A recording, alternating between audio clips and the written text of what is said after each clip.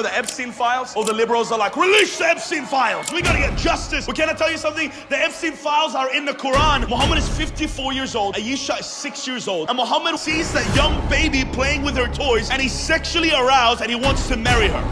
What does he do? Muhammad rapes her when she's 9. This is not arguable. This is in the Qur'an. Andrew, we need to address those accusations you're making, because if we're going to have this conversation, then we need to at least have integrity and tell the truth, especially since I not only know you made those claims at a youth conference in front of hundreds of teenagers and young adults, but also if you're professing to be a Christian, then last I checked, bearing false witness and lying is kind of a big no-no. Nowhere in the Quran does it say that Muhammad lusted after a 6-year-old girl named Aisha.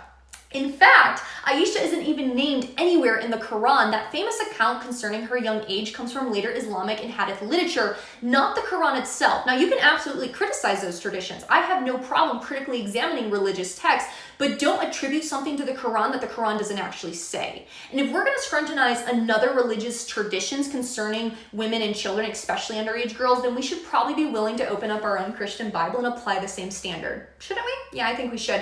How about let's turn to Numbers 31. After war against Midian, Moses becomes angry because the women and children were allowed to live. He commands that the male children and the women who have slept with men be killed. But then in Numbers 31:18, it says, but all the young girls who have not known man by lying with him, keep alive for yourselves. And then in Numbers 31:35, it tells us exactly how many females had not known man. 32,000.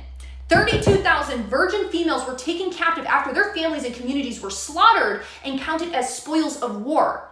Now, that passage does not explicitly say that Moses ordered those girls to be raped, and I'm not going to put those words into a religious text that aren't there, because that's exactly what I'm criticizing you for doing, but the historical context leads for a whole nother question, and that also leaves us with a serious moral question. If you insist, like a lot of Christians do, that this is the literal word of God and literal history, and that Numbers 31 is a literal historical account, then you have to grapple with the text in which virgin girls are spared while other captives are killed, and then those girls are distributed among the Israelites, and then that leads to question, to be what? Okay? You don't get to point at another religion and scream, look at what their prophet did, while refusing to examine what your own sacred texts and prophets also did. And personally, I think all the Abrahamic faiths are quite disgusting in how they treat women and children, and I don't care whether the person doing it is Moses, Muhammad, a Christian pastor, a Republican, a Democrat, or anybody else, because my allegiance isn't to protecting powerful men or protecting religious institutions from criticism. It's to protecting living, breathing human beings, and when it comes to children, there shouldn't even be a debate.